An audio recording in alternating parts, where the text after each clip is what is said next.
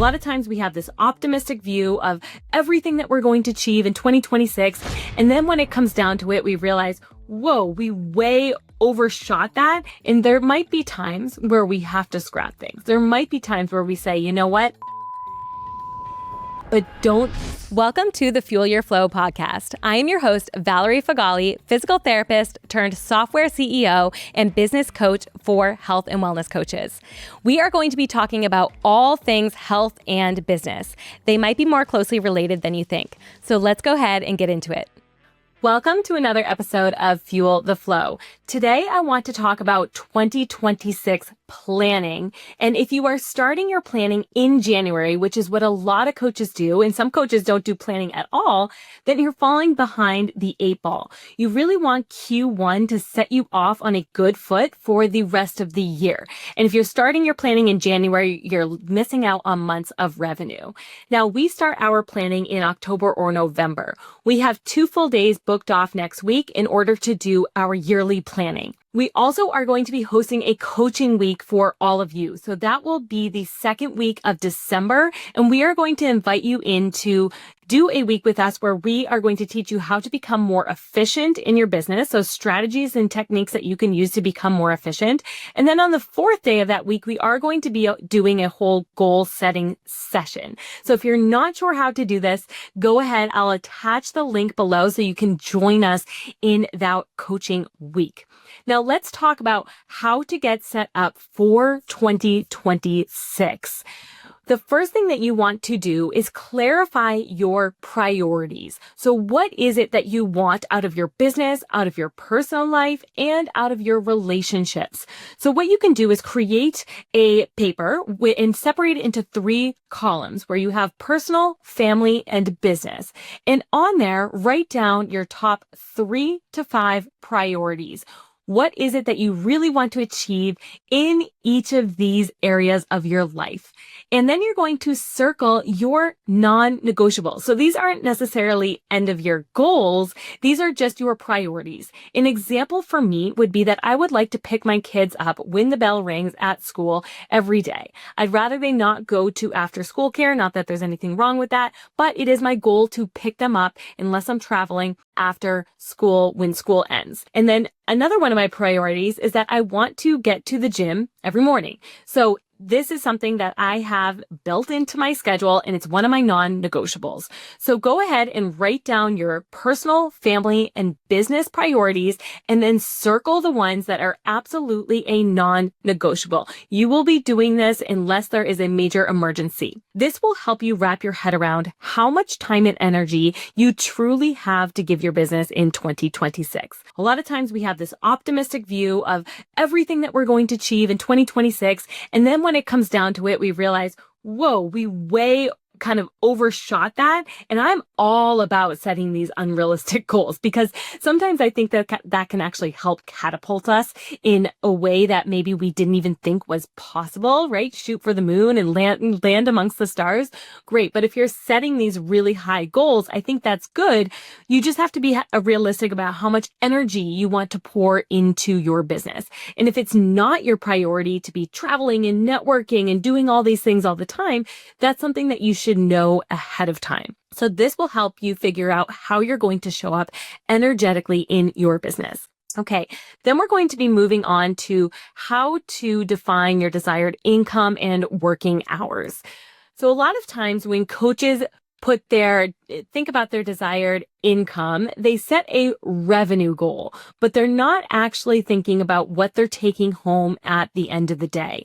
And what you want to think about is, what are my profits? I'd rather you set a profit goal first and then come up with your revenue goal based on what you want to take home. So your profits, what you want the business to actually make at the end of the day. And this can be before taxes. You don't necessarily have to factor taxes into this, but you do have to factor in with the revenue, all the expenses that come with your business. In order to set your revenue goal, an amazing profit margin would be anywhere from 30 to 45%. And a lot of coaches look at that and they're like, wait, I thought it was going to be bringing home 80% of my revenue.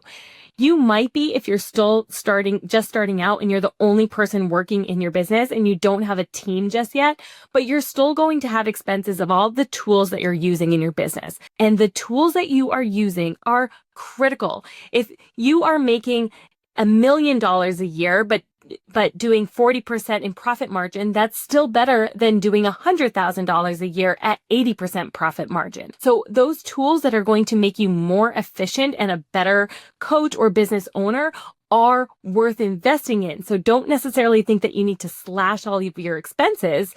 Take a look at your expenses and figure out what's really making me more efficient, what's making me a better business owner, and how can I use these tools and maximize these tools to my best ability to really take advantage and grow my business in 2026. But let's say we're going to use a 45% profit margin as an example.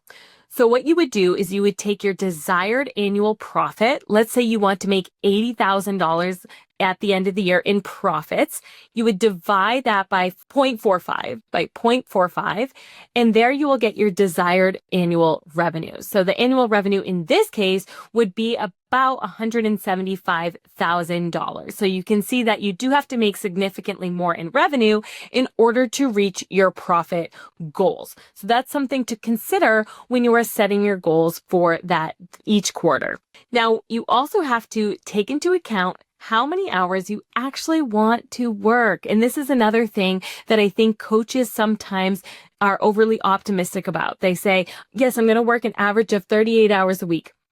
Well, when you factor in sick days, when you factor in vacation weeks, your kids perhaps being off of school or family or that you're taking care of, when you factor in all of the things that kind of eat away at your hours, and then figure out, okay, realistically, how many hours a week on average am I going to be working? Now we have to think about, okay, great. So let's say on average you are working 28 hours a week. You have to think about half of that time being spent working on your business. So that's things like doing your 2026 planning. Very, very important. We need to do this. We need to work on our business, but it does take away from the time that we're working in the business. So what I mean by time in the business is that's your time where you're actually bringing in money. So you're working with a client. Maybe you're doing your group sessions or one-on-one sessions. Maybe you're physically building out courses or low ticket offers for people to enroll in, but it's something that you're doing that's actually going to generate that profit and revenue, and you're physically working. It's the job essentially. So you are working in your business, first working on your business, such as your quarterly planning or taking a course that's going to enhance your skills or teach you a new strategy or networking with people. Those are all things that would be considered working on your business. So depending on your place in your business, you might be doing a 50-50 split, or you might be doing more of a 40-60 split where 60% of your time is in your business and 40% is on the business. But try to figure that out. One way to do that is over the next 3 weeks, take a time audit. So write down everything that you are doing for the business and then figure out which tasks are working on the business and which tasks are working in the business. Time audits are annoying. They're challenging. They will definitely test your patience, but every half an hour say, okay, what did I spend my time on in the last half hour?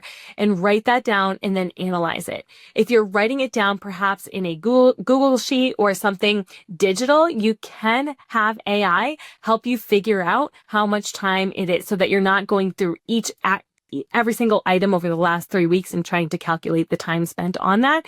You can perhaps plug it into something like ChatGPT or AI to help you figure out how much time it is that you spent on the business versus in the business. But it's important to know those numbers so that you can figure out realistically how many hours you have to really be doing the things that are going to help your business make that money. And then we figure out what's your hourly rate. So some of you might be working one-on-one with clients. Some of you might be working with group coaching, doing group sessions, and you need to figure out, what do I need to charge in order to make my end of year revenue goal?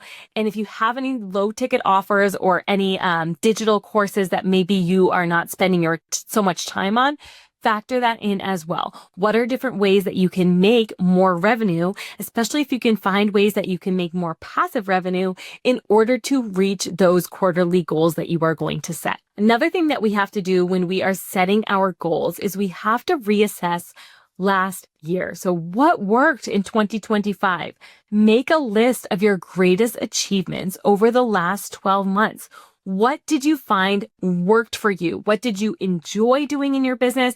And what brought in clients or what brought in revenue? And then look at what did not work for you. So what did you pour energy into that you came up a little bit short? Now, this is where the good business owners get set apart from ones that are maybe not going to make it too far. What you want to do is the things that didn't work, you're not necessarily throwing that in the trash. I will tell you that my first digital product completely failed. I didn't make any money on it, but I got better and better with time and started really learning about my clientele, what exactly they needed, what they were using. I started surveying my clients if they had canceled or they had asked for a refund. I made sure I figured out exactly why, and I really tapped into how I can improve my products and improve my coaching. And that is highly what I would suggest for you as well. So when you're looking at programs you created or products you created that didn't do so well, figure out why. Again, don't just scratch it, but was it a marketing issue? Did you not get enough leads? Were you not able to convert those leads into your program? Was it that they got into the program, but then maybe they canceled or asked for a refund because they weren't getting the value and the transformation that they had expected? Where in your funnel did it break? What went wrong? And how can you make that product or program improved for the future? And there might be times where we have to scrap things. There might be times where we say, you know what? I tried this 3-4 times. I've launched this product 3-4 times. I've made tweaks and it's just not fueling me anymore. It's not what I want to be doing. I'm going to delete it.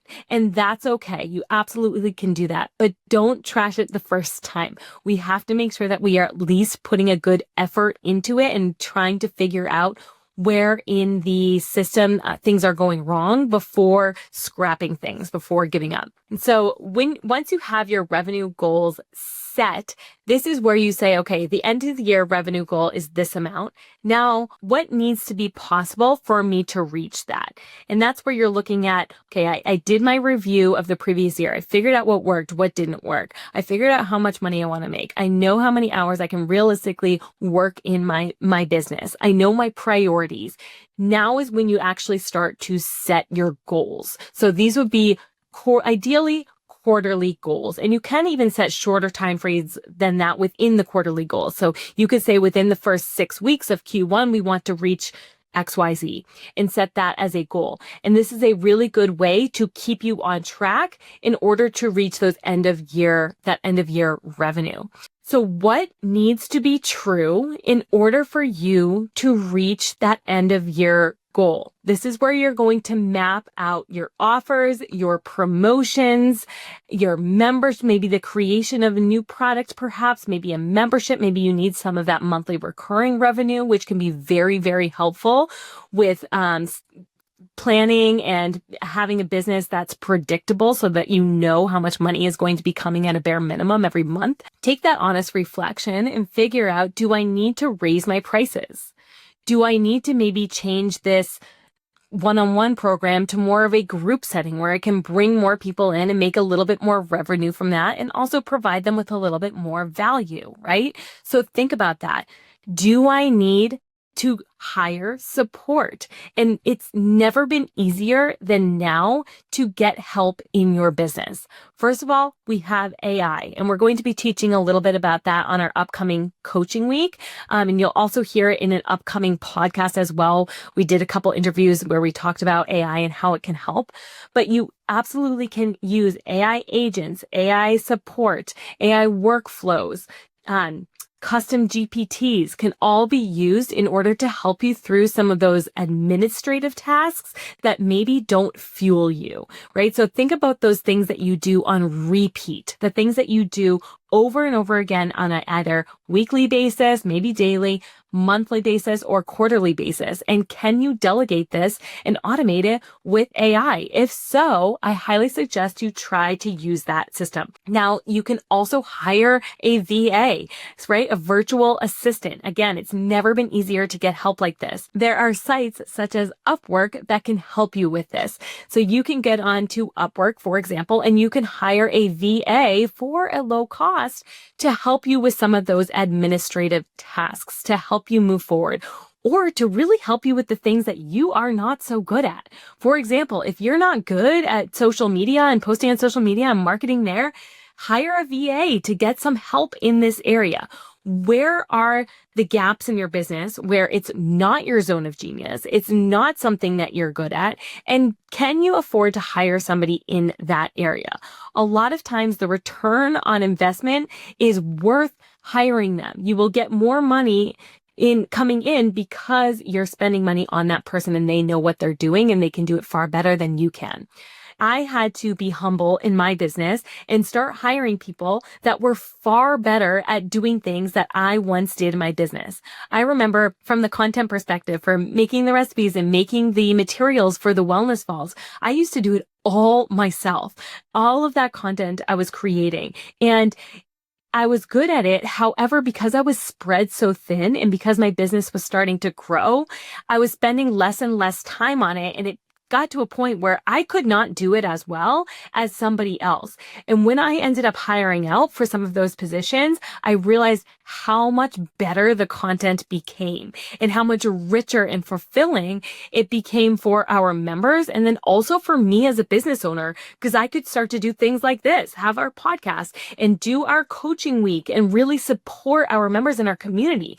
And so when you start to hire out, you'll realize how when you get that time back, time really truly is your best and most important currency, that you will be able to do things that are in your zone of genius, things that you love, things that light you up, and things that really grow and scale your business in a whole new way. Now I want you to go into each quarter and I want you to set at least 3 goals at a minimum for each quarter. What do you want to achieve by the end of Q1, by the end of Q2, Q3, and Q4? And then I want you to go back to those goals. And I want you to ask for each one of those goals, what needs to be true in order to achieve that outcome? So those goals that you're setting, they're outcome-based goals. For example, I want to make, $100,000 in Q1. That would be an outcome goal. Now ask yourself, what needs to be true in order to achieve this goal? And with that, I want you to set action steps that need to be taken to achieve that goal. So these are more of your action goals. So by the end of the first 6 weeks of Q1, you will have this particular program created, or you will have the marketing material scheduled and ready to go for this particular product. So these are more of your action goals that need to be done. These are the things that need to be true in order to reach the outcome goal that you have set for every single one of your goals. Now, I also want you to go back to all of those goals, and I want you to think about, what do I need to start, stop, or delegate for each one of those action steps? So when you're looking at the action steps, what do I need to start, stop, or delegate in order to get this done? In order to make sure that I am doing these action steps, not necessarily you. Again, you can delegate, you can hire out, you can delegate. What do you need to start, stop, or delegate in order for that to happen? And be consistent with every single one of those goals. Lastly, what I want you to do is, at the end of this podcast, or if you're driving, when you park, take 90 seconds to visualize. So simply close off all electronics, all music, all sound, and just close your eyes. And I want you to visualize what 2026 will look like for you. This will really help you get clarity. What do you want your life to look like? What do you want your business to look like? take that time to sit down and visualize exactly how you want it to be. I hope you enjoyed this episode. We will drop the links to the coaching week in the show notes, and I hope to see you on the next one. I hope you enjoyed our conversation from today. Any links we discussed will be in the show notes below. Also, we would be incredibly grateful if you would leave us a 5-star review. This helps us keep the podcast going so that we can continue to provide value for all of you. I hope we see you on the next one.